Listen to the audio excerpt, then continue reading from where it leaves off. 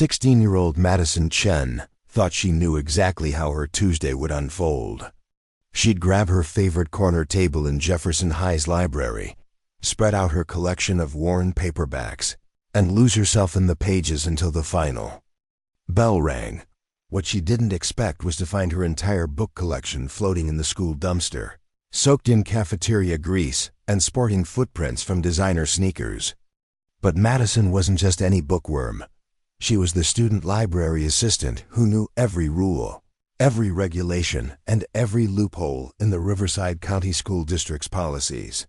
And she was about to use that knowledge in ways that would make her tormentors wish they'd never heard the word library.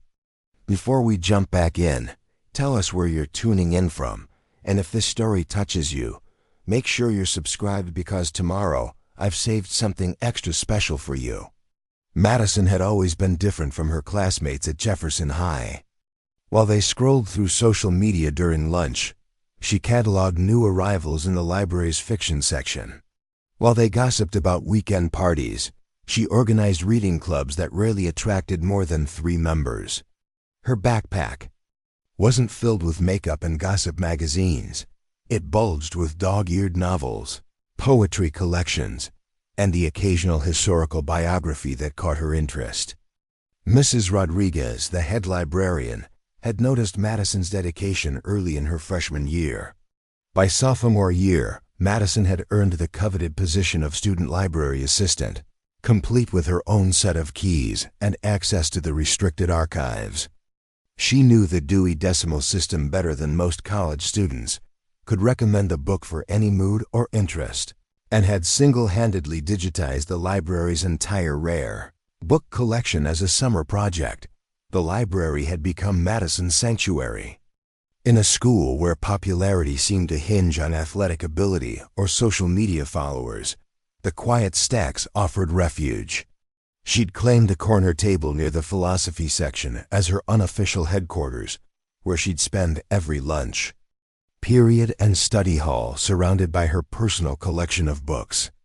Her classmates had grown accustomed to seeing her there, a fixture as permanent as the card catalogs themselves. That's why the events of Tuesday morning felt like such a violation. Madison had arrived at school early, as was her habit, eager to finish the last chapters of a mystery novel she'd been devouring. But as she approached the library, she noticed something was wrong. The door stood slightly ajar, and she could hear muffled voices inside. Mrs. Rodriguez never arrived before 8:30, and Madison wasn't supposed to open the library until then either. Pushing the door open carefully, Madison stepped inside and immediately saw them. 3 figures hunched over her corner table, rifling through her carefully organized book collection. She recognized them instantly. Brad Kowalski, the star linebacker whose academic performance was as disappointing as his athletic achievements were impressive. Stephanie Myers, whose Instagram following had convinced her she was destined for influencer stardom. And Tyler Nash, whose wealthy parents had funded enough school programs to ensure their son's poor grades never resulted in consequences. "What are you doing?" Madison's voice came out smaller than she'd intended, barely above a whisper. Brad looked up, his face twisting into the smirk that had become his trademark. Well, if it isn't the library ghost herself. "These are your books, nerd girl?" Stephanie held up Madison's copy of The Count of Monte Cristo, its pages falling open to reveal Madison's careful annotations in the margins. "God, how do you even read this old garbage?" Tyler laughed, grabbing a handful of books from Madison's collection. "Look at this, she's got like 30 books here. Who needs 30 books?" "Those are mine," Madison said, taking a step forward. "You need to put them back." "Or what?" Brad stood up, his considerable height casting a shadow over Madison's slight frame. "You gonna tell us? Run to Mommy Rodriguez?" Madison's heart pounded, but she held her ground. "Just give me my books back." "You don't have permission to be here." "Permission?" Stephanie's laugh was sharp and cruel. "We don't need permission. My dad donated the computers here. That basically makes me a stakeholder." That's not how it works, Madison said, reaching for her books. You can't just... Brad's hand shot out, knocking her arm away. Can't what? Touch your precious books? He grabbed her worn copy of Jane Eyre and held it high above his head. What if I just... Oops! The book hit the floor with a thud, its spine cracking audibly. Madison gasped, dropping to her knees to examine the damage. The cover had separated from the binding, leaving Charlotte Bronte's masterpiece looking like roadkill. You broke it, Madison whispered, cradling the damaged book. Accidents happen, Tyler said with a shrug. Maybe you should keep your junk at home instead of cluttering up our library. Our library? Madison stood up, her voice gaining strength. This is everyone's library. You can't just... Can't what? Brad stepped closer, his voice dropping to a menacing whisper. You think you own this place just because you spend all your time here? Newsflash, Bookworm. Nobody cares about your little reading corner. Nobody wants to see your weird collection of dusty old books. Stephanie picked up another book. Madison's treasured first edition of The Secret Garden that she'd found at a garage sale and saved for months to afford. Seriously, Madison, this is just sad. Don't you have any friends? Any hobbies that don't involve dead people's words? Reading is a hobby, Madison said, her voice barely audible. Reading is what you do when you don't have a life, Tyler corrected. Which explains a lot about you. Before Madison could respond, Brad snatched the remaining books from her table. You know what? I think we're doing you a favor. Time to get you out of this library and into the real world. What are you doing? Madison's voice cracked as she watched Brad stuff her books into his backpack. Those are mine.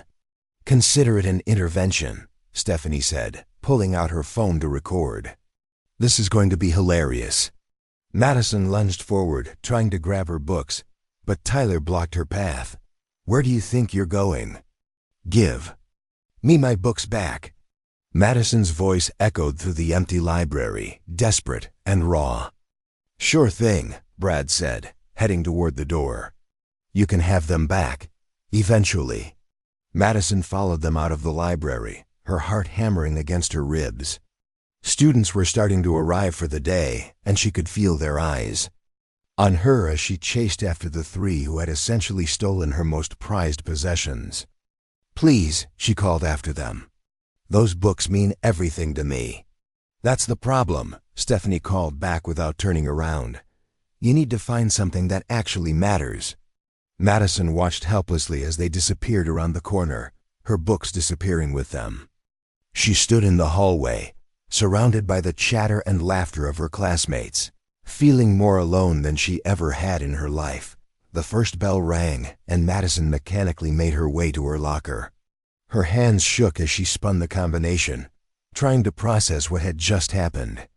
It wasn't just about the books, though losing them felt like losing pieces of herself. It was about the violation, the casual cruelty, the way they'd treated her sanctuary like their personal playground. During first period chemistry, Madison couldn't concentrate.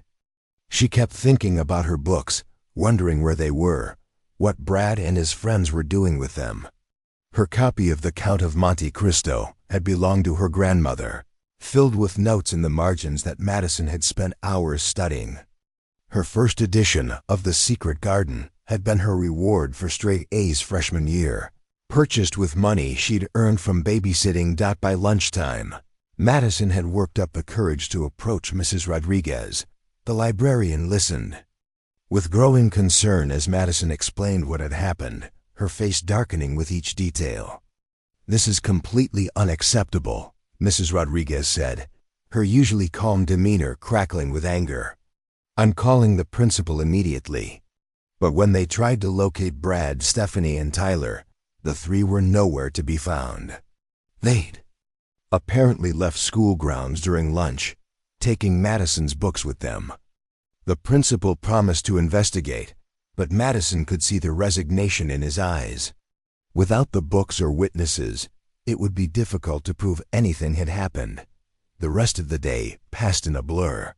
Madison sat through her classes, mechanically taking notes, but her mind kept drifting to her missing books.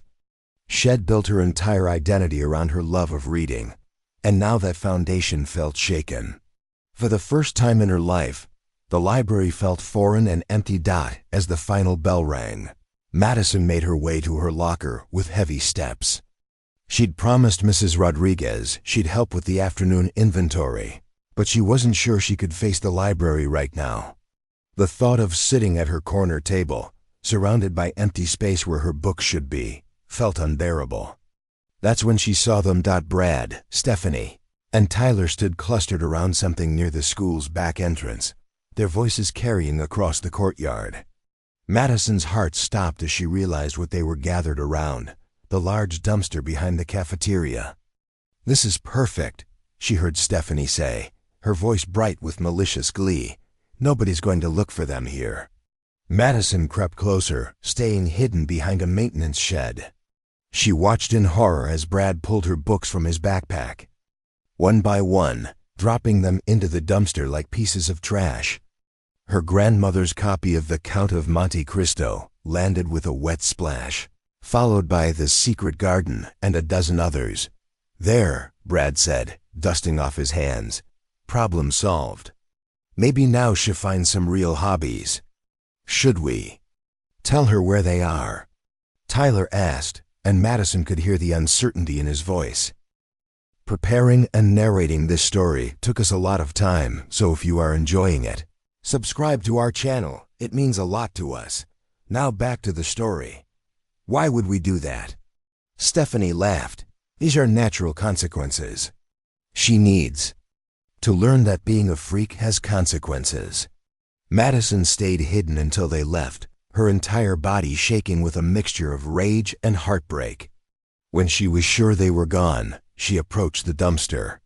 The smell of rotten food and cafeteria waste hit her immediately, making her gag. Her books lay scattered among chicken bones and spoiled milk, their pages already beginning to curl from the moisture. She pulled out her phone and took pictures, documenting the destruction.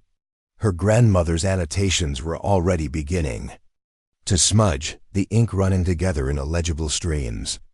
The Secret Garden had landed face down in what looked like pasta sauce, its beautiful cover now stained beyond recognition. Madison climbed into the dumpster, not caring about the smell or the mess. She gathered her books like wounded animals, trying to salvage what she could. Somewhere beyond saving, the moisture had warped their pages beyond repair. Others might be salvageable with careful cleaning and drying. As she worked, something shifted inside her. The grief and shock she'd been feeling all day began to crystallize into something sharper, more focused.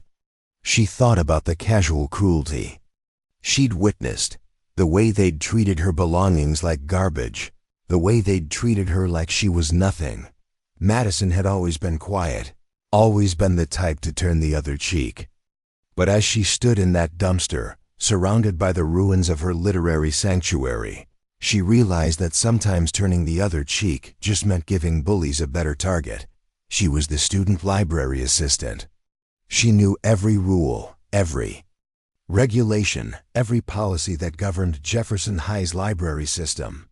She understood the interconnected web of regulations that connected the school library to the county system, the state education department, and the federal funding that kept everything running. And she was about to put that knowledge to use. By the time Madison climbed out of the dumpster, her clothes stained and reeking of cafeteria waste, she had a plan. It wasn't a plan born of revenge or spit, it was a plan born of justice. She was going to use the very system that Brad, Stephanie, and Tyler had dismissed to show them exactly how much power a library ghost could wield. The war for Jefferson High's library was about to begin, and Madison Chun was going to fight it with the only weapon she'd ever needed: knowledge, determination, and an intimate understanding of the rules that governed the world of books. Madison spent the entire evening in her bedroom, surrounded by salvaged books laid out on towels to dry.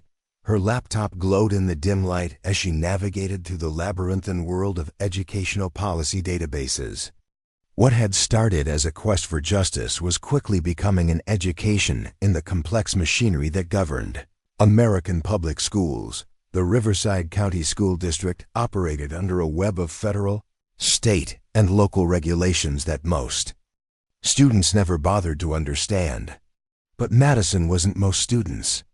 She'd spent 3 years as a library assistant, filing reports, updating databases, and processing paperwork that connected Jefferson High to larger educational systems.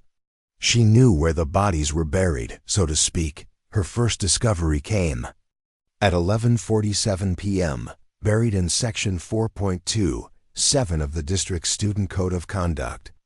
The policy clearly stated that any student found guilty of willful destruction or theft of educational materials could face suspension from all school programs, including athletics. Madison's pulse quickened as she read the subsection dealing with library materials specifically. But that was just the beginning. Cross-referencing with the California Education Code, Madison found that students who violated library policies could be temporarily restricted from checking out materials not just at their home school, but district-wide. The Riverside County system shared databases with 12 other districts in the region, meaning a violation at Jefferson High could follow a student to any public school. Library in 3 counties. Madison's fingers flew across the keyboard, following digital breadcrumbs from one policy document to another. The No Child Left Behind Act required schools to maintain detailed records of library usage and incidents. The Every Student Succeeds Act mandated that schools report any disruptions to educational resources. The Library Services and Technology Act provided federal funding that came with strings attached, strings that could be pulled if schools failed to maintain proper library discipline. By 2 a.m., Madison had constructed a flowchart that would have impressed a constitutional lawyer. She'd mapped out exactly how a single library incident could cascade through multiple levels of educational bureaucracy, creating consequences that extended far beyond Jefferson High's walls. Her phone buzzed with a text from her best friend Emma, who lived 2 states away but kept in touch despite the distance. "Still up? You never stay up this late." Madison stared at the message, realizing she'd been so focused on her research that she'd forgotten to eat dinner. "Research project," she typed back. "Big one. For what class?" Madison hesitated, then typed, "Independent study." That wasn't entirely untrue. She was definitely studying independently, just not for any class that appeared on Jefferson High's curriculum. The next morning, Madison arrived at school with a plan and a manila folder thick with printed documents. She'd managed 3 hours of sleep, but adrenaline kept her alert as she made her way to the library. Mrs. Rodriguez took one look at her and immediately poured a cup of coffee from the faculty lounge. "You look like you've been up all night." The librarian observed. "Is this about yesterday?" Madison accepted the coffee gratefully. "I need to file a formal incident report." "I already contacted the principal about the theft. Not just with the school," Madison interrupted, "with the district, and the state, and possibly the Federal Department of Education." Mrs. Rodriguez's eyebrows shot up. "Madison, what exactly did you discover?" Over the next hour, Madison laid out her research with the methodical precision of a prosecutor building a case. She showed Mrs. Rodriguez the interconnected web of policies, the reporting requirements, the federal funding implications, the librarians.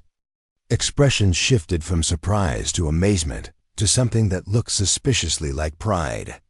"This is incredibly thorough," Mrs. Rodriguez said, flipping through Madison's documentation. "But are you sure you want to go this route? These kinds of formal complaints can get complicated." "They destroyed my books," Madison said simply. "Books that belonged to me personally, that I brought to enhance the library's educational environment." According to Section 12.4 of the district's Educational Resource Policy, personal materials used to supplement classroom or library instruction are considered temporary district property for the duration of their presence on campus, Mrs. Rodriguez blinked. You memorized the policy numbers? I memorized a lot of things last night. Madison pulled out a separate folder. I also researched Brad Kowalski, Stephanie Myers, and Tyler Nash. Did you know that all three of them are already on academic probation? And that Brad's football eligibility depends on maintaining a 2.0 GPA, which he's currently failing to do. In 3 classes? The librarian leaned back in her chair. Madison, I'm impressed by your research, but I'm also concerned. This level of ... call it thoroughness ... It's not typical for a 16-year-old dealing with bullying. Typical responses haven't worked, Madison replied. Yesterday, they stole my books, threw them in a dumpster, and faced no consequences. Today, they're probably planning their next target. The system is designed to protect students like me, but only if someone actually uses it. Mrs. Rodriguez was quiet for a long moment. What do you need from me?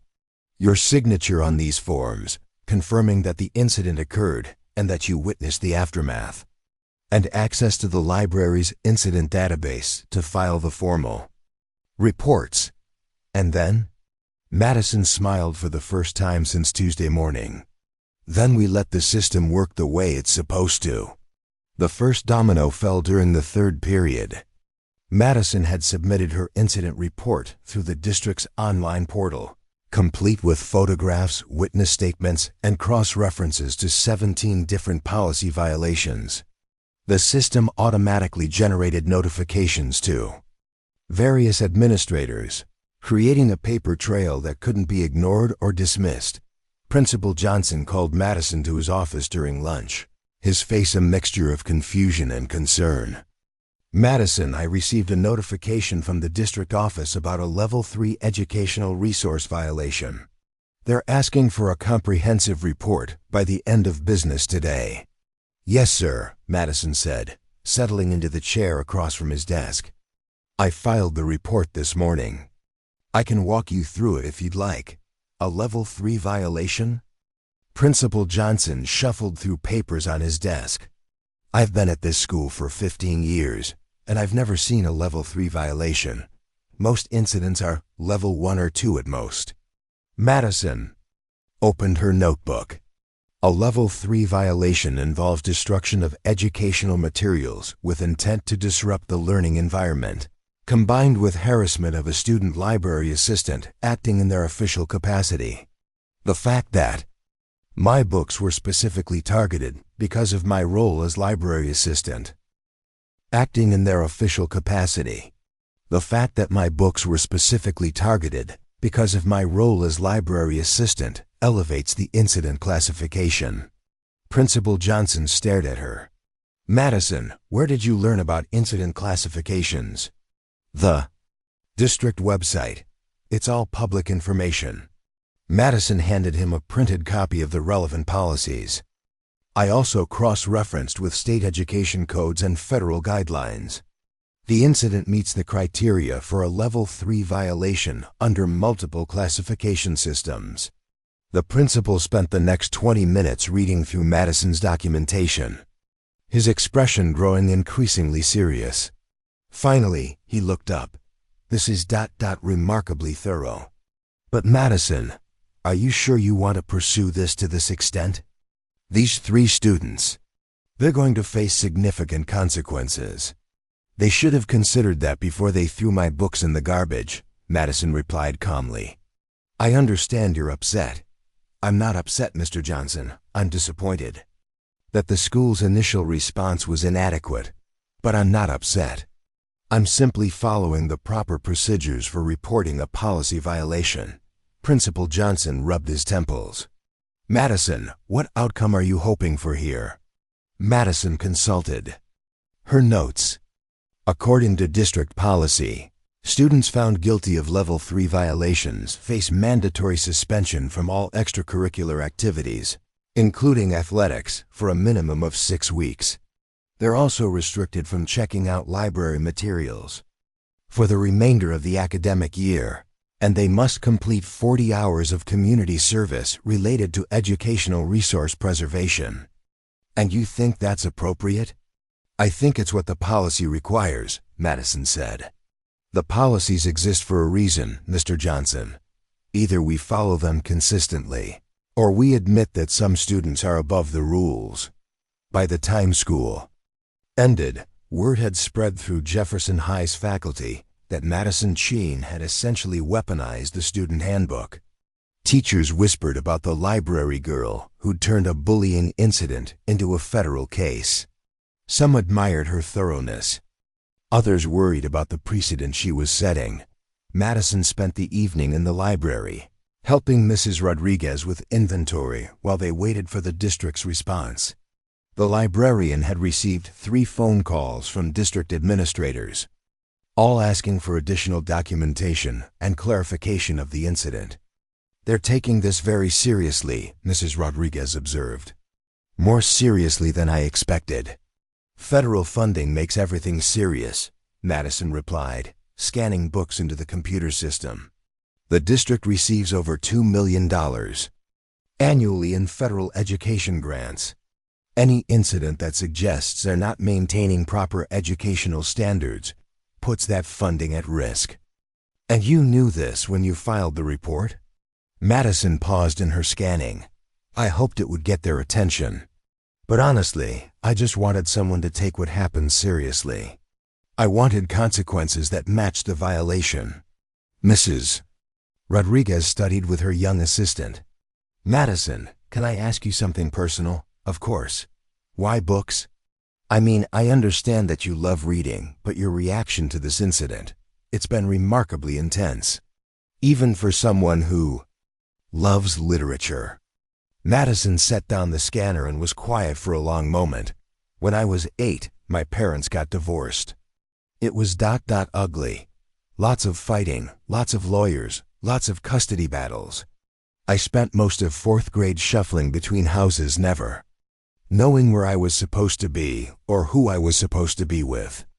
Mrs. Rodriguez nodded encouragingly. The only constant was the library. No matter which parent's house I was at, no matter what school I was attending that week, I could always find a library. And once I had a library card, I had access to thousands of stories, thousands of different worlds where I could disappear when my world got too complicated. That's beautiful, Madison. Books saved me, Madison continued. They gave me stability when everything else was chaos. They gave me friends when I didn't have any. They gave me hope when I couldn't find it anywhere else. So when those 3 threw my books in the garbage, they weren't just destroying paper and ink. They were attacking the thing that made me who I am. Mrs. Rodriguez reached over and squeezed Madison's hand. I understand now. And for what it's worth, I think you're handling this exactly right. The next morning brought news that sent shockwaves through Jefferson High's social hierarchy. Brad Kowalski, Stephanie Myers, and Tyler Nash had been summoned to the principal's office first thing, along with their parents.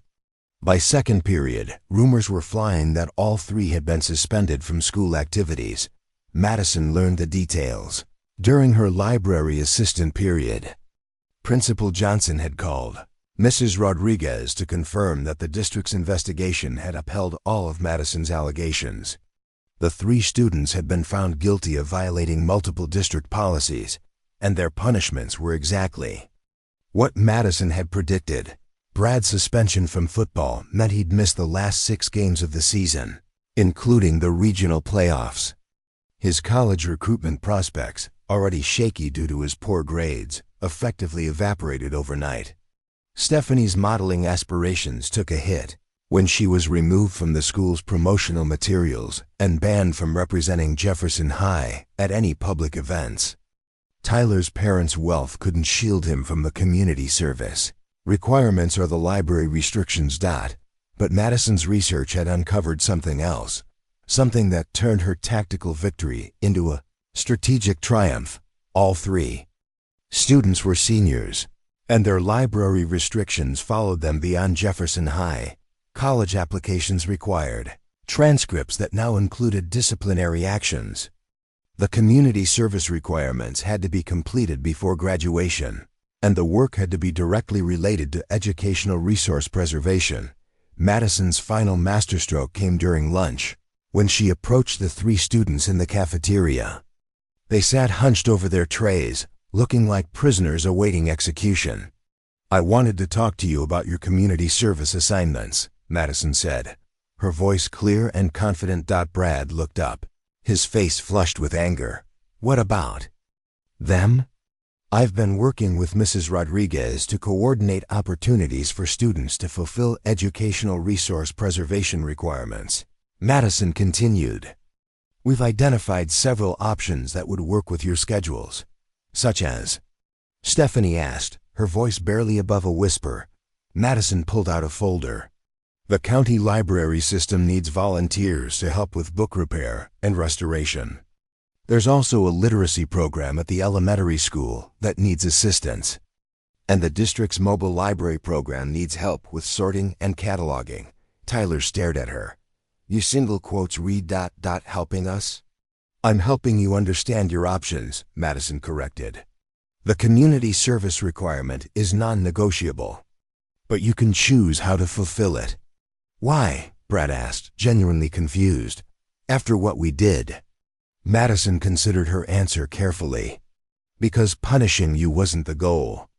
The goal was making sure this doesn't happen again. To me, or to anyone else." She placed the folder on their table. "The library programs are actually pretty interesting if you give them a chance. You might discover that books aren't as boring as you thought." As Madison walked away, she heard Tyler call after her. "Madison?" She turned back. We're sorry. About your books, and about what we said." Madison nodded. "I know. And I accept your apology. But next time maybe think about the consequences before you act. The system has rules for a reason." That afternoon, Madison received an unexpected visitor in the library. Dr. Patricia Williams, the district's director of student services, had driven to Jefferson High specifically to meet with the student who'd filed the most comprehensive incident report in the district's history. "Miss Chun," Dr. Williams said, extending her hand, "I'm impressed by your documentation and your understanding of our policies. Have you considered a career in education administration?" Madison shook the offered hand. "I haven't really thought about it." "You should. What you did here, using the system properly, understanding the interconnections between different levels of policy, that's exactly the kind of thinking we need in educational leadership." Dr. Williams handed Madison a business card. "I'd like to offer you an internship opportunity this summer. The district office could use someone with your analytical skills and attention to detail."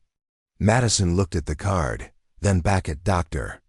Williams. "Would I be working with policy enforcement?" "Among other things, yes. We're always looking for ways to improve our systems and make them more effective," Madison smiled. "I'd like that very much." As Dr. Williams left, Madison reflected on the week's events.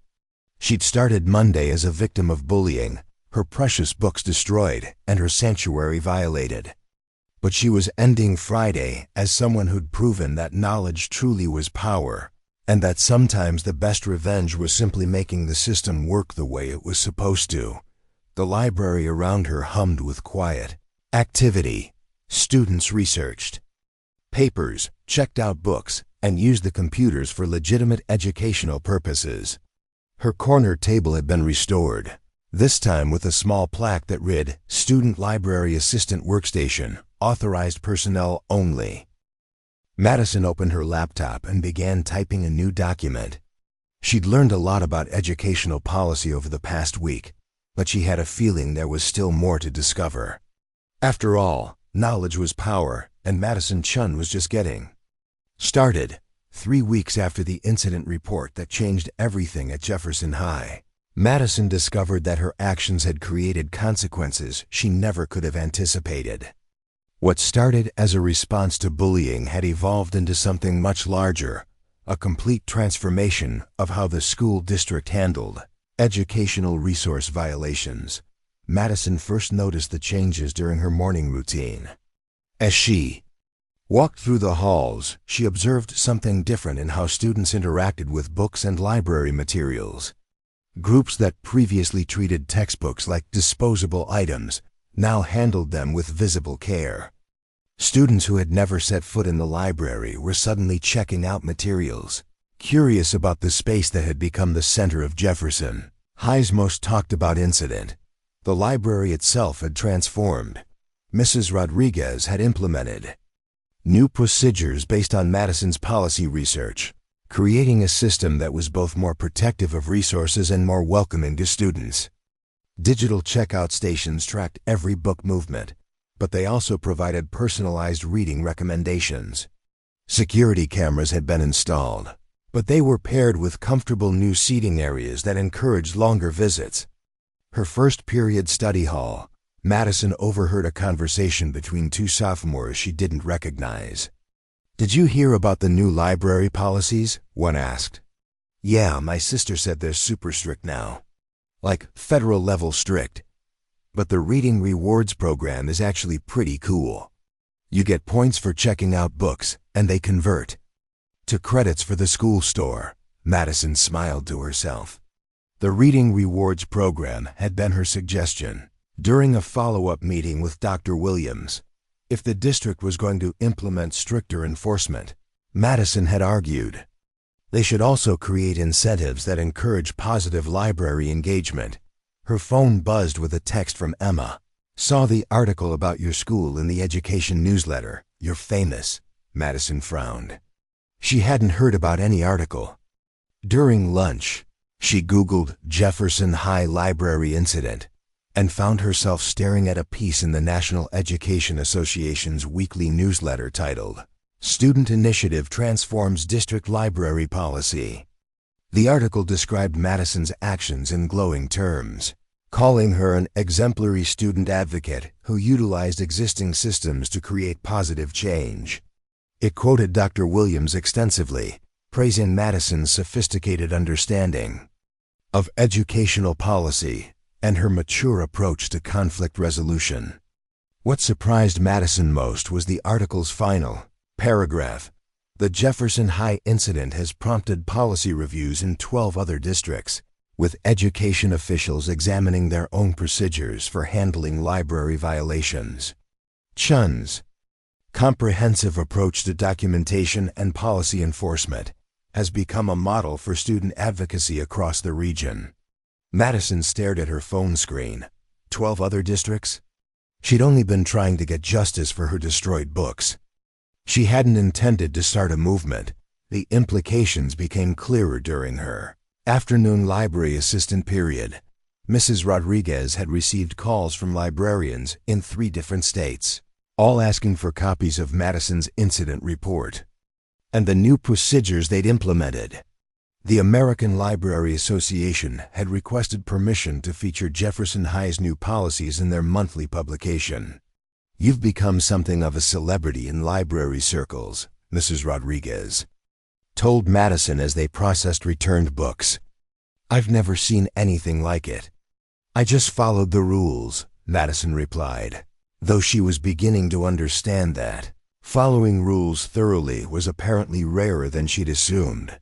Her celebrity status became more apparent when she received an email from the California State Library asking if she'd be willing to speak at their annual conference.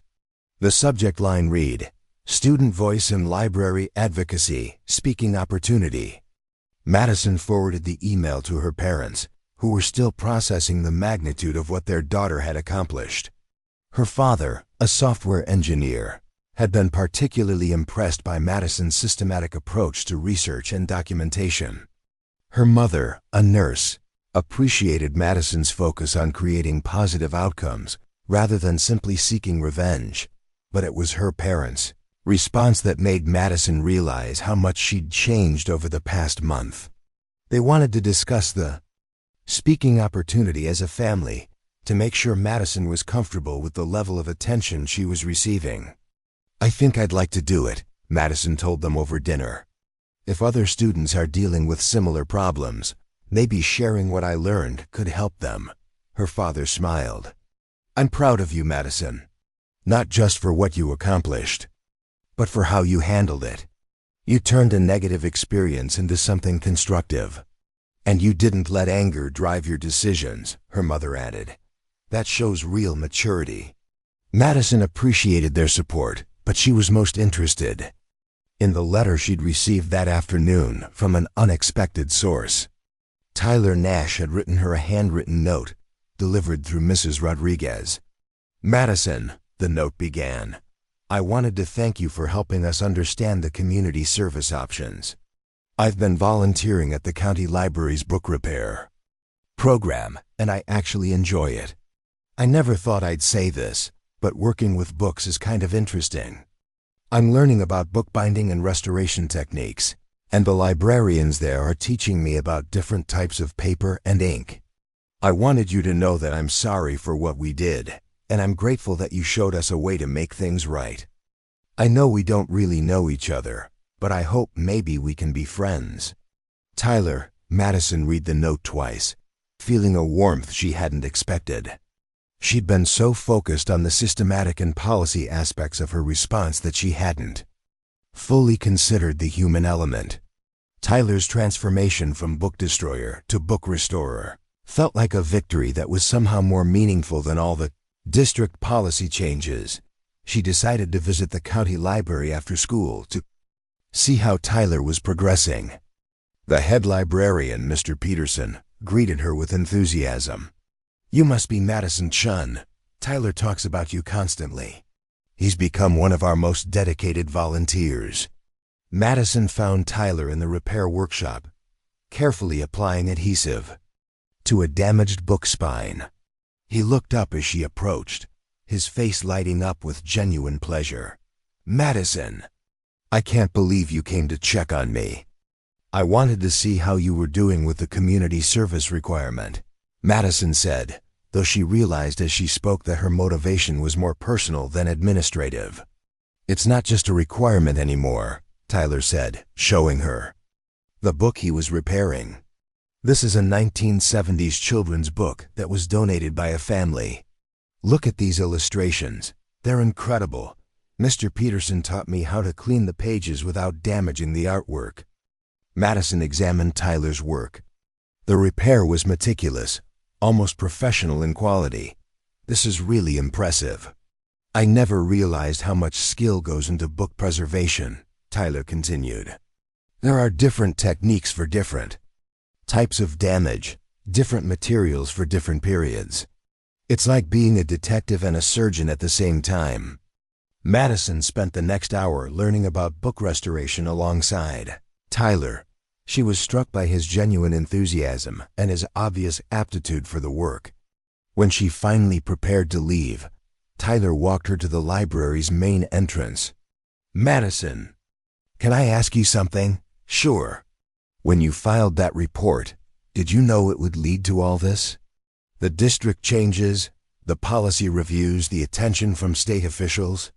Madison considered the question. Honestly, no, I was just trying to make sure there were consequences for what happened. I wanted the system to work the way it was supposed to. But you researched everything so thoroughly. You must have known it would be big. I researched it thoroughly because that's how I approach everything, Madison replied. I wanted to make sure I understood the rules completely before I used them. Tyler nodded. I think that's what I admire most about what you did. You didn't just get angry and lash out. You got smart and fought back with knowledge. Knowledge is always more powerful than anger, Madison said. Anger fades, but knowledge lasts. The following Monday brought news that elevated Madison's local influence to a regional level.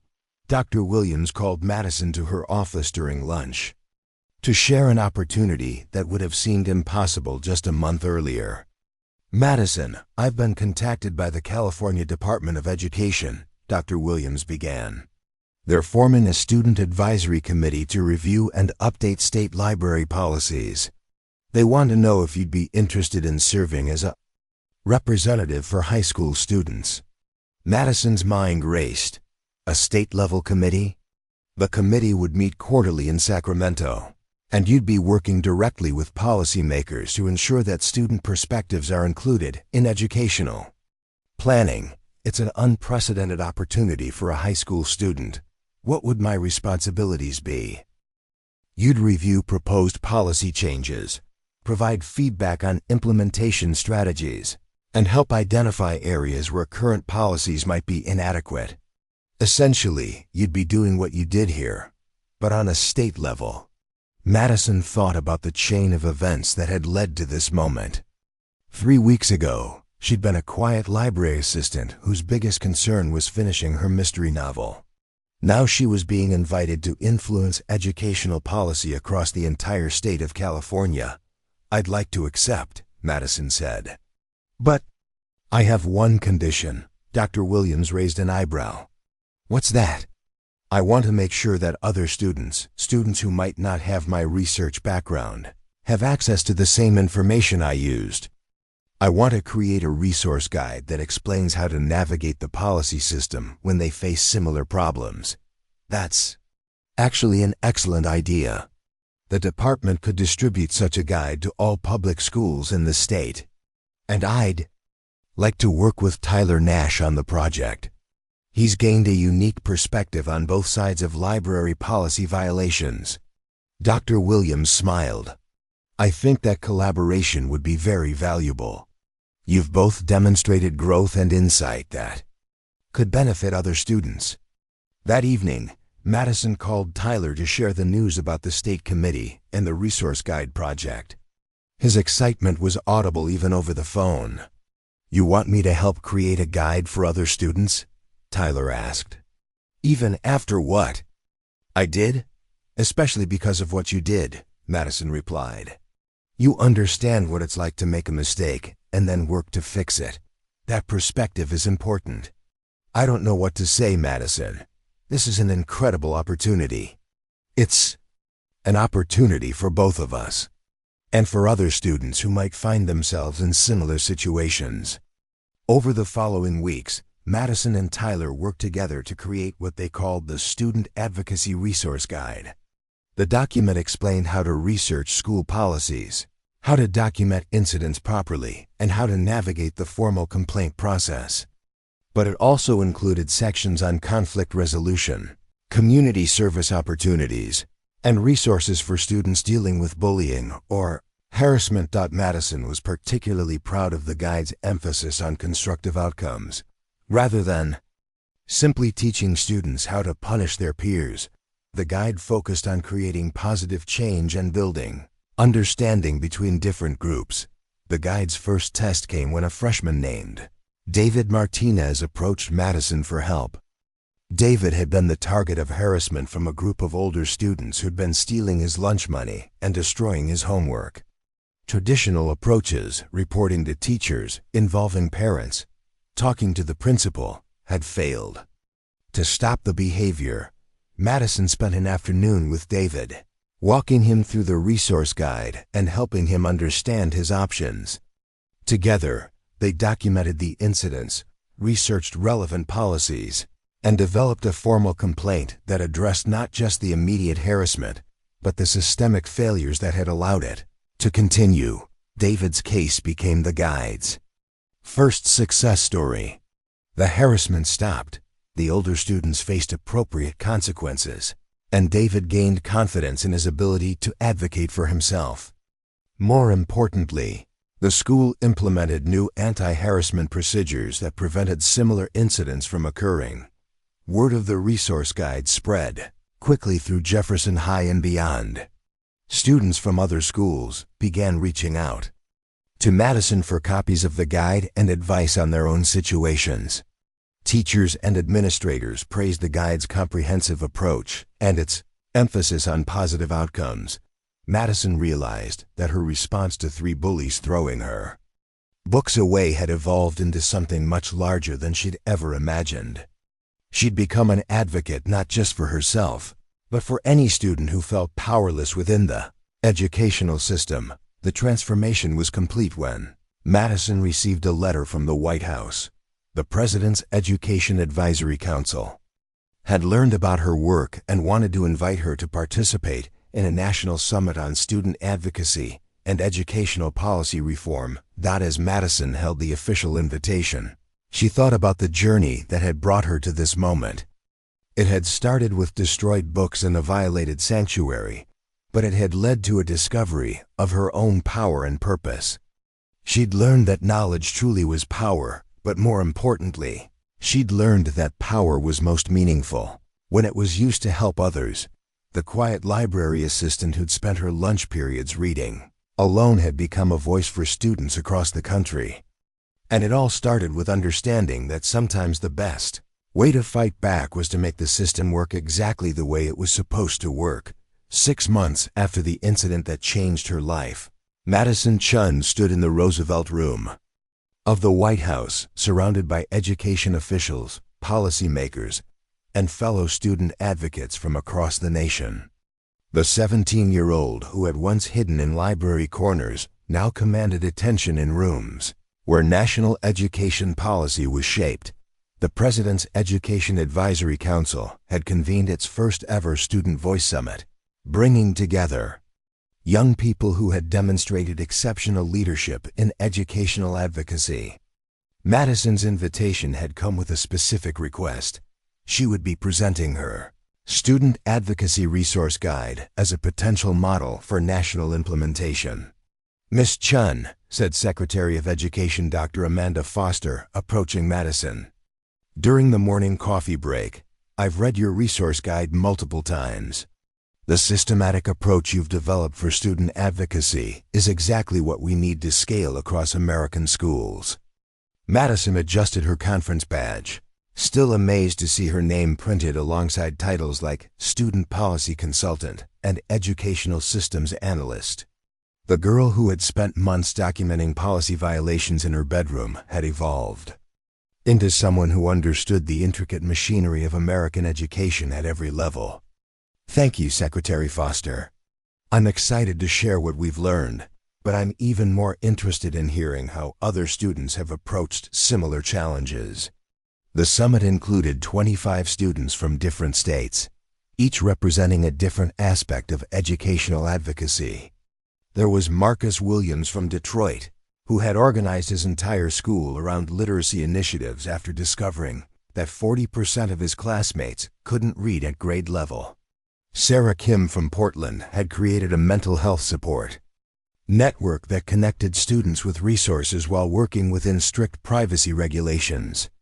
James Rodriguez from Phoenix had developed a system for addressing food insecurity that operated through existing school meal programs. What struck Madison most was how each student had approached their challenges with the same methodical thinking she'd applied to her library incident. They'd all recognized that lasting change required understanding and working within existing systems rather than fighting against them. During her presentation to the full council, Madison walked the assembled officials through the evolution of her approach. She began with slides showing the original incident, carefully anonymized photographs of her books in the dumpster, copies of her initial documentation, the policy research that had consumed her nights for weeks. The key insight, Madison explained to the room full of adults who shaped education for millions of students, was recognizing that policies exist for a reason, but they only work when people understand how to use them properly.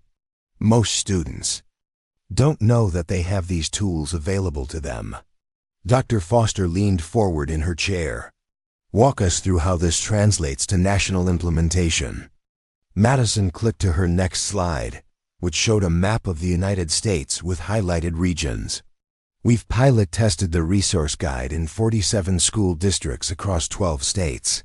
The results show a 63% reduction in repeated bullying incidents and a 78% increase in student-initiated policy advocacy."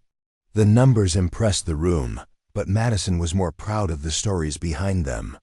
Each statistic represented a student like David Martinez, who had learned to advocate for himself instead of suffering in silence. Each percentage point meant fewer young people feeling powerless within systems designed to protect them. But the most significant outcome, Madison continued, hasn't been the reduction in incidents. It's been the increase in student engagement with educational policy. When students understand how the system works, they become stakeholders rather than passive recipients. During the lunch break, Madison found herself in conversation with a group of congressional staffers who worked on education legislation. They peppered her with questions about implementation costs, training requirements, and measurable outcomes. Madison answered each query with the same detailed precision she'd brought to her original incident report, citing studies, referencing pilot programs, and providing concrete examples. Representative Janet Morrison from Ohio pulled Madison aside.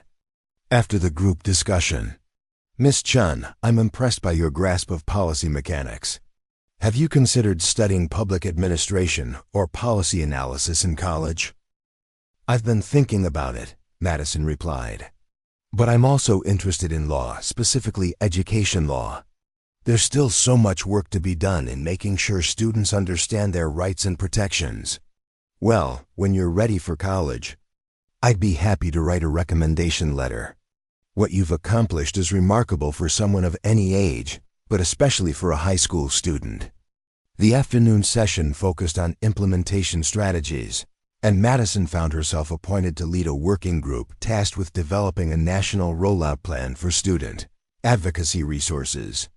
The group included federal education officials, State Department representatives, and 3 other student advocates. Working with Tyler Nash via video conference from California, Madison presented their updated resource guide, which had grown from their original 20-page document into a comprehensive manual covering everything from basic policy research to advanced advocacy strategies.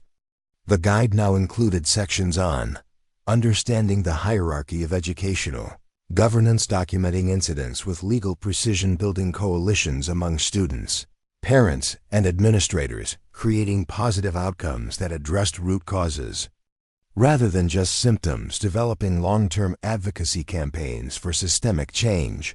The beauty of Madison's approach, Tyler explained to the working group from his position at the county library, where he now worked part-time, is that it teaches students to be strategic rather than reactive.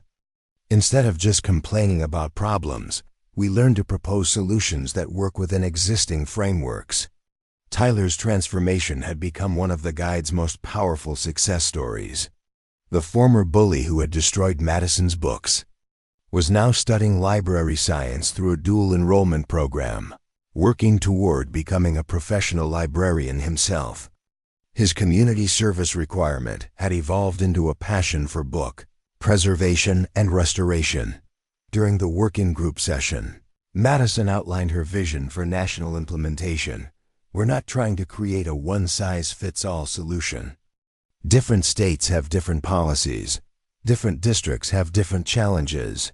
But the fundamental approach, research, documentation, systemic advocacy, that translates everywhere." The federal officials were particularly interested in Madison's emphasis on collaboration rather than confrontation. Traditional anti-bullying programs often focused on punishment and separation, but Madison's approach brought different groups together to solve problems collectively. "Miss Chun," said Dr. Robert Chun, no relation, the Deputy Secretary of Education, "your model suggests that the most effective advocacy happens when all parties understand their roles within the larger system.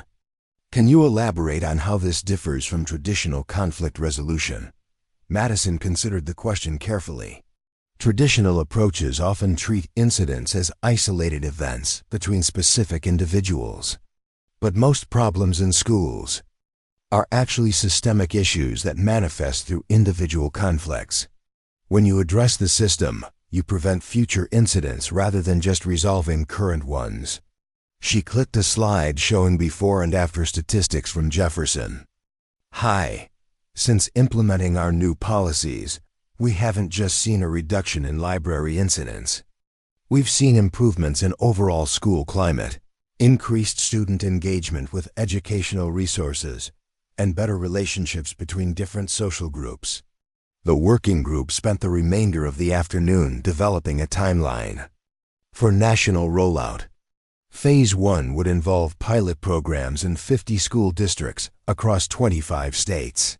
Phase 2 would expand to statewide implementation in 5 states. Phase 3 would create a national framework that could be adapted to local needs and regulations.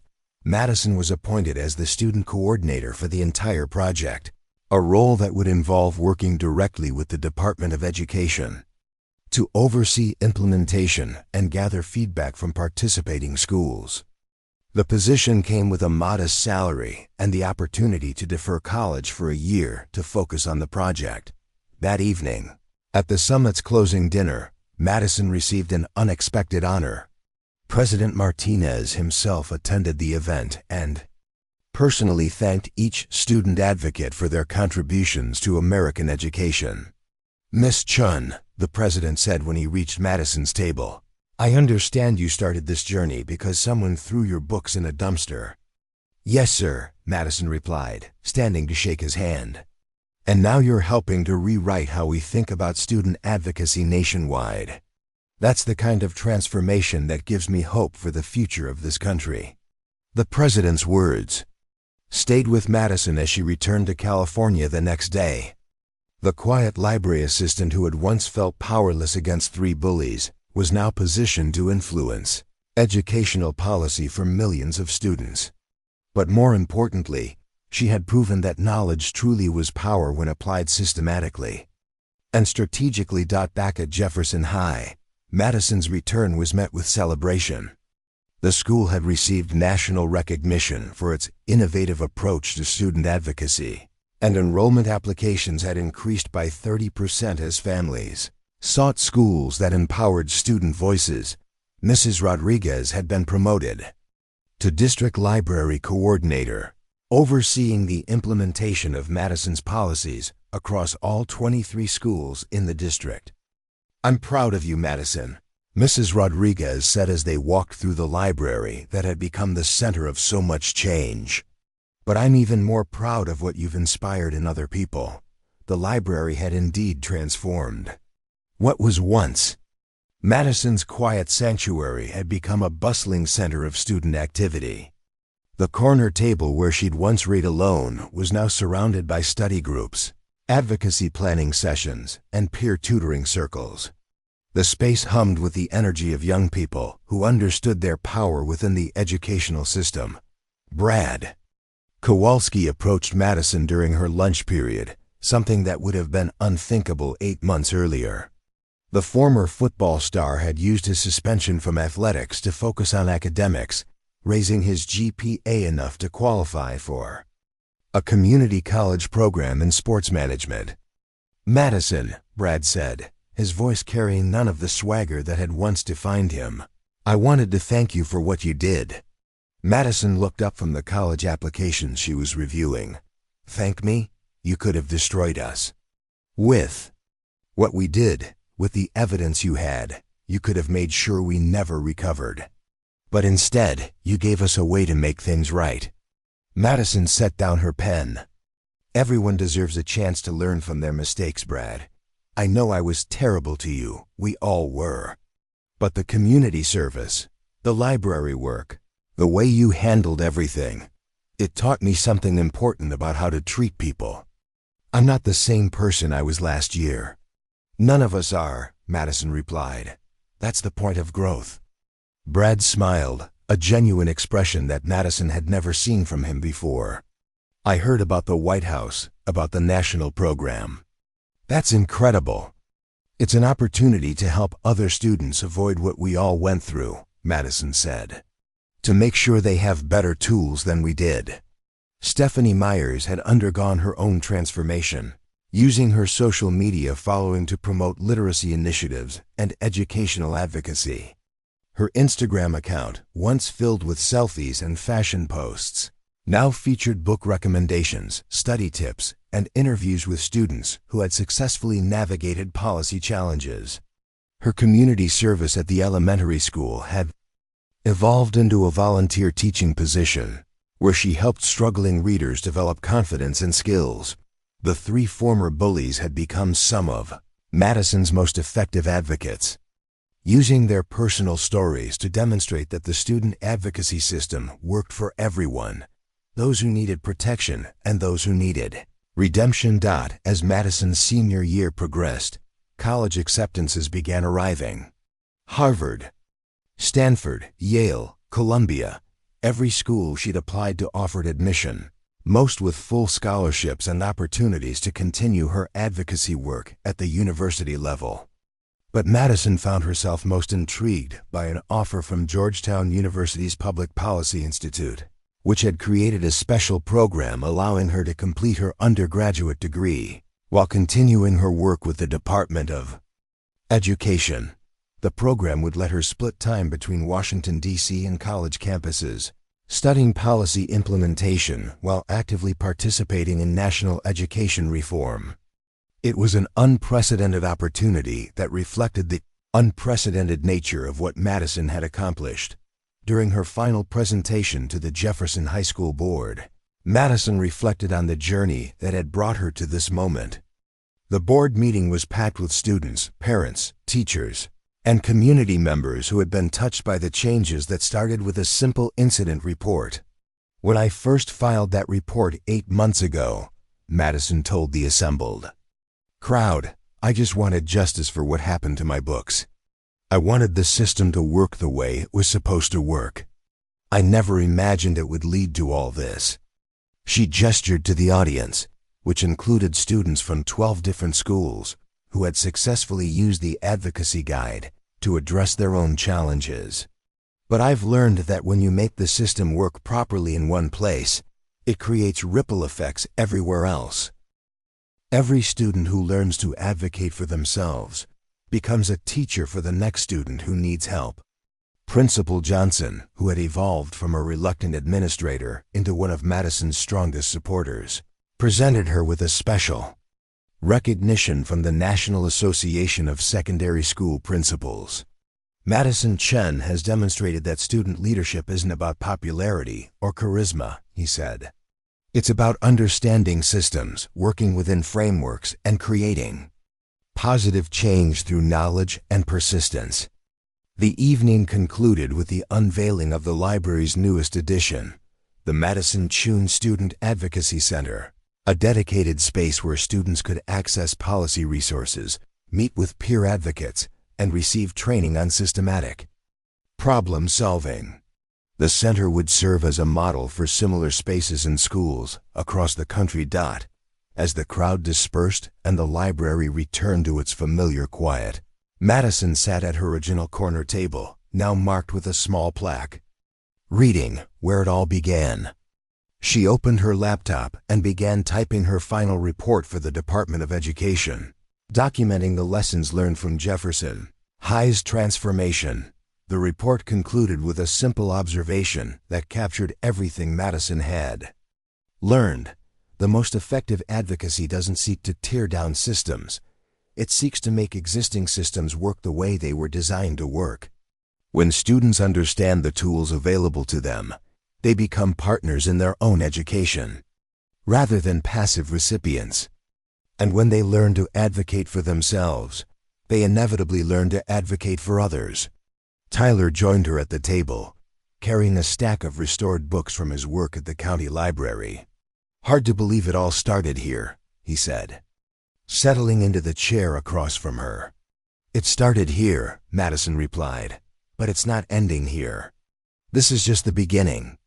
She looked around the library that had been her sanctuary, her battleground, and ultimately her launching pad. The quiet space where she'd once hidden from the world had become the place where she'd learned to change it. The books that had been thrown away as garbage had taught her that knowledge, when properly applied, was the most powerful force for justice she'd ever encountered. Madison Chun had discovered that sometimes the best revenge wasn't getting even, it was making sure that no one else would ever have to experience what she'd experienced. And in a world where bullying often seemed inevitable, that kind of systematic, strategic change was the most revolutionary act of all. As she packed up her laptop and prepared to leave Jefferson High's library for the last time as a student, Madison smiled at the thought of all the other quiet corners and libraries across America, where other students were discovering their own power to make the world a little more just. One policy at a time. Dr. Madison Chun adjusted her Georgetown University faculty ID as she walked across the campus quad, heading to her afternoon seminar on educational policy implementation. At 22, she became the youngest professor in the university's Public Policy Institute, having completed her accelerated undergraduate and master's degrees while simultaneously serving as the Department of Education's Senior Student Advocacy Coordinator. The program she had helped design now operated in over 3,000 schools across 48 states, with documented success rates that had exceeded every initial projection. The Chen model, as it had become known in academic circles, was being studied and replicated in 12 countries, from Canada to New Zealand to Finland. But Madison's proudest achievement wasn't the international recognition or the policy papers, cited in dozens of academic journals. It was the email she'd received that morning from a freshman at a high school in rural Montana. Dear Dr. Chun, I used your advocacy guide to address harassment I was facing, and it worked perfectly. Thank you for showing me that I had power I didn't know I possessed. Because of what I learned, I'm now helping 3 other students deal with similar situations. Knowledge really is power. Madison's phone buzzed with a text from Tyler, now Dr. Tyler Nash, who had just completed his Ph.D. in Library and Information Science at the University of California. His dissertation on restorative justice and educational resource management had been partially based on their shared experience at Jefferson High. He was starting his new position as head librarian at a prestigious preparatory school in Connecticut the following month. Saw the article about the Montana expansion. Tyler's message read, Remember when we thought 47 school districts were ambitious? Now we're approaching 4,000. Not bad for a couple of kids who started with some destroyed books. Madison smiled as she responded. The destroyed books were just the catalyst. The real power was always in understanding that systems work when people know how to use them properly. Their partnership had evolved over the years into a professional collaboration that spanned both education and library science. Tyler's expertise in information management, combined with Madison's policy knowledge, had created implementation strategies that were both practical and scalable. They co-authored papers, presented at conferences together, and continued to refine the advocacy model based on real-world feedback. During her seminar that afternoon, Madison faced 20 graduate students who were studying various aspects of educational policy.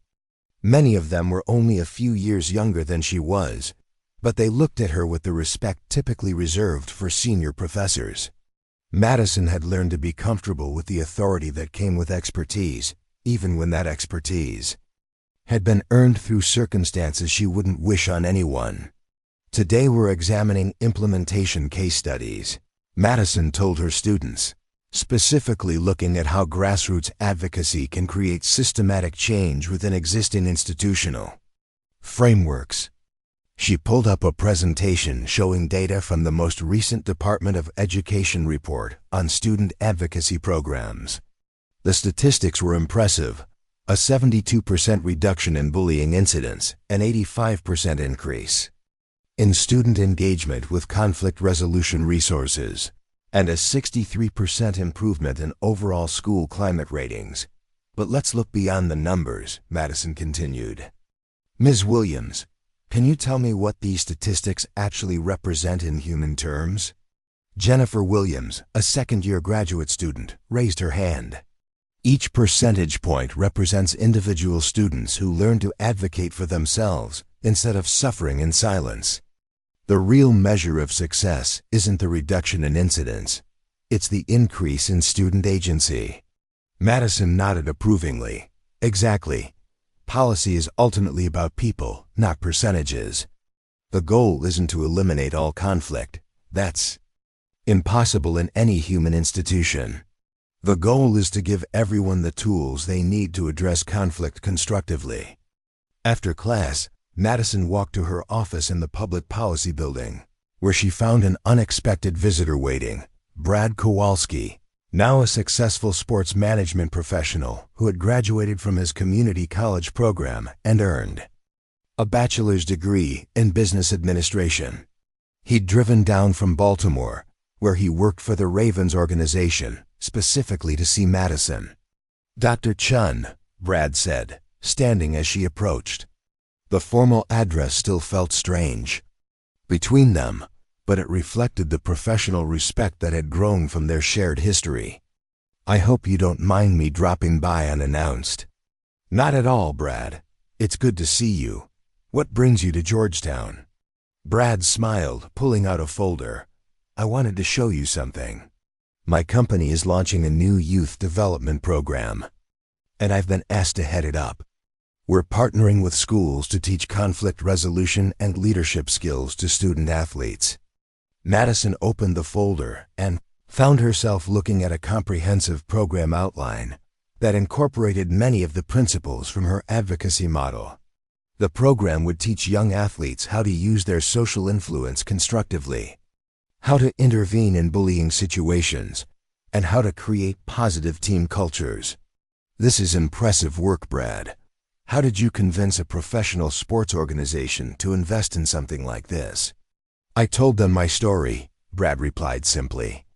"I explained how a 16-year-old girl taught me that true strength comes from understanding systems, not from physical intimidation.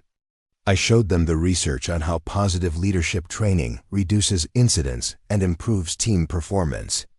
Madison studied the program materials more carefully.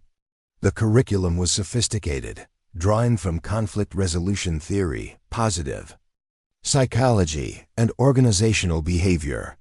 But it was grounded in practical applications that would resonate with teenage athletes. "There's something else," Brad continued. "We want to name the program after you, the Madison Chen Leadership Initiative.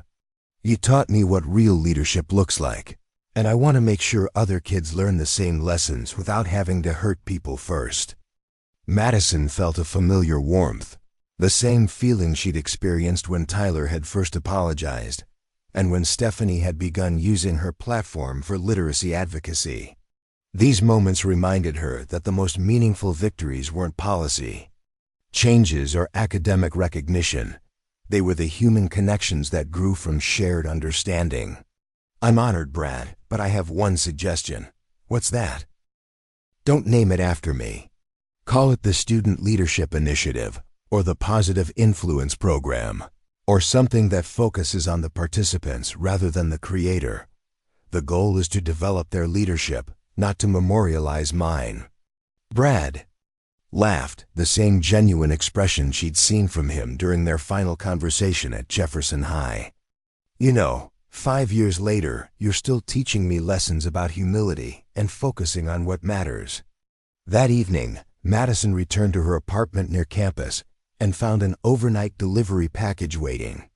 The return address was from Jefferson High School, and she recognized Mrs. Rodriguez's handwriting immediately.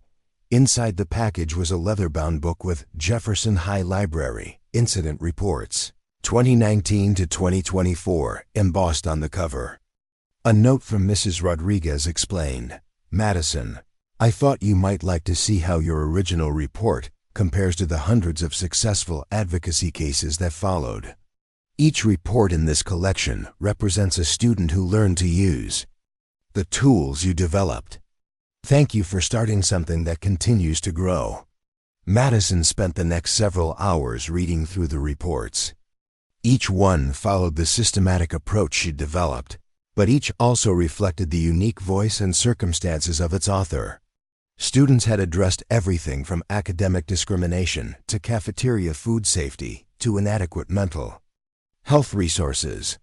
The common thread was the methodical documentation, the policy research, and the focus on constructive solutions. One report particularly caught her attention.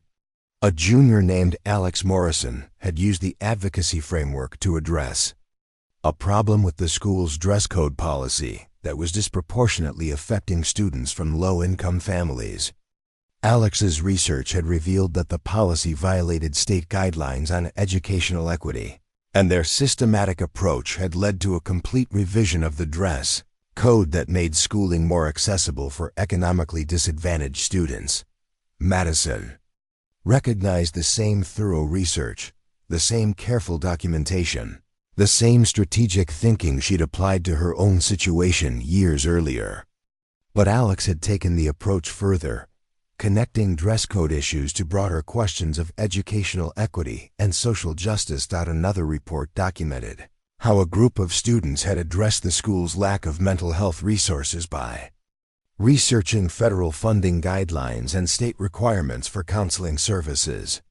Their advocacy had resulted in the hiring of 2 additional counselors and the implementation of a peer support program that served as a model for other schools in the district.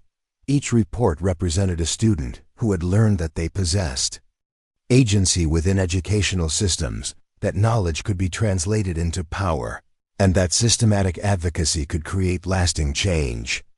Madison realized that her original incident report had become something like a seed, growing into an entire forest of student voices demanding better schools and more responsive institutions. Her phone rang, interrupting her reading. The caller ID showed Stephanie Myers, though Madison knew that Stephanie now went by her married name, Stephanie Chun Morrison, no relation despite the shared surname. Madison. Stephanie's voice carried the same enthusiasm that had once been directed toward less constructive pursuits. I have incredible news. The literacy program I started just received a federal grant to expand nationwide. Stephanie had channeled her social media skills and natural charisma into literacy advocacy, building a nonprofit organization that connected struggling readers with volunteer tutors. Her program had served over 50,000 students across 15 states with documented improvements in reading levels and academic confidence. That's wonderful, Stephanie. How big is the grant? $12 million over 5 years. We're going to be able to reach every major urban school district in the country. Stephanie's voice carried a note of disbelief. Can you believe it? The girl who used to make fun of people for reading too much is now running a national literacy program. Madison smiled. I think it makes perfect sense. You always had leadership skills and the ability to influence people.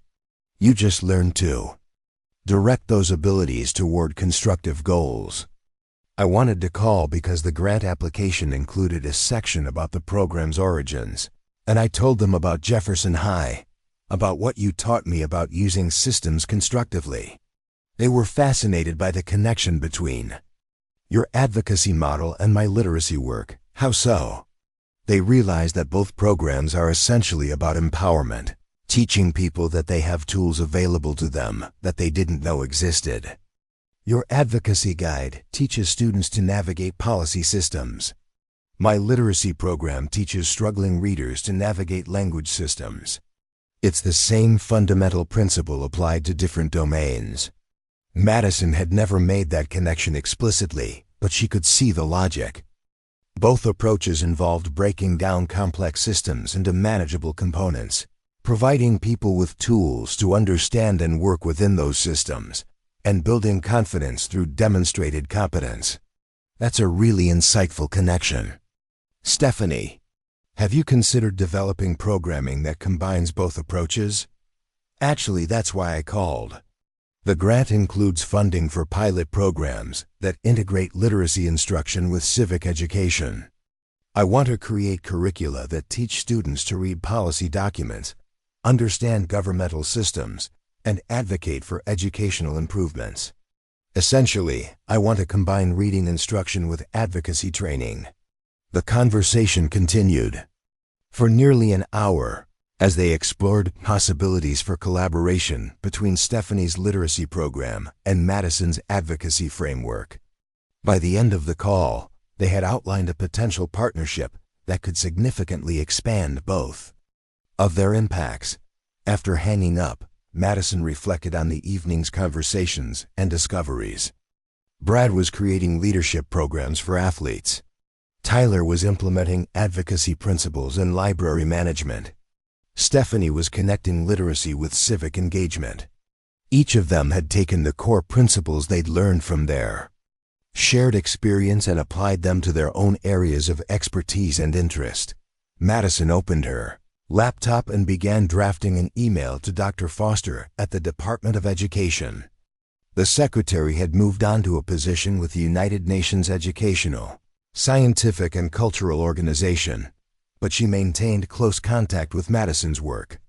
The email outlined Madison's growing realization that the advocacy model they'd developed could be adapted to address educational challenges far beyond bullying and policy violations. "Dear Dr. Foster," Madison typed, "I'm writing to share some observations about the potential applications of systematic advocacy training in educational settings. Based on recent conversations with colleagues who have adapted our original framework to address literacy, athletics, and library management, I believe we may have discovered something more significant than an anti-bullying program. We may have identified a transferable methodology for student empowerment that could be applied across multiple domains." As Madison continued writing, she found herself energized by possibilities she hadn't previously considered. The systematic approach to research, documentation, and strategic action that had begun with her destroyed books could potentially be applied to any situation where students felt powerless within institutional systems. Students struggling with academic challenges could use the same research skills to identify available support resources. Students facing discrimination could apply the same documentation methods to build cases for institutional change. Students interested in creating new programs could use the same policy analysis techniques to understand funding mechanisms and approval processes. Madison realized that what they'd called the Chen model might actually be a more fundamental framework for translating knowledge into effective action. The specific application to bullying and library incidents had been successful, but the underlying methodology could potentially address any situation where individuals needed to navigate complex institutional systems. She spent the rest of the evening developing what she began calling the Universal Advocacy Framework, a set of transferable skills and approaches that could be adapted to address different challenges in different contexts. The framework included modules on research methodology for policy and institutional analysis, documentation techniques for building evidence-based cases, strategic communication for engaging with different stakeholder groups, coalition building for creating sustainable change, implementation planning for turning proposals into programs, evaluation methods for measuring impact and making improvements. By dawn, Madison had drafted a comprehensive proposal for expanding the student advocacy program into a broader educational empowerment initiative. The proposal suggested pilot testing the universal framework in 50 schools across 10 states, with each school selecting a different challenge to address using the systematic methodology. Some schools might focus on environmental sustainability, using advocacy skills to research and implement green initiatives. Others might address technology access, social justice issues, or academic support programs. The common element would be the systematic approach to understanding systems, identifying leverage points, and creating positive change through strategic action. Madison's phone alarm reminded her that she had a 7 a.m. video conference with education officials in Singapore who were considering implementing a version of her advocacy program in their school system. As she prepared for the call, Madison marveled at how far her work had traveled from that corner table in Jefferson High's library. The destroyed books that had once seemed like a personal tragedy had become the foundation for an international movement towards student empowerment. The quiet library assistant who had felt powerless against 3 bullies had become a voice for systemic change in educational institutions around the world. But perhaps most importantly, Madison had learned that the most effective response to injustice wasn't revenge or retaliation, it was the patient, systematic work of making institutions more responsive to the people they were designed to serve. Knowledge truly was power, but only when it was combined with the wisdom to use that power constructively. As she joined the Singapore conference call, Madison smiled at the thought of students in classrooms around the world learning that they possessed tools they hadn't known existed, discovering their own agency within systems that had seemed immutable, and realizing that positive change was always possible for those willing to do the careful work of understanding how the world actually worked. The library corner, where it all began, had been just the starting point.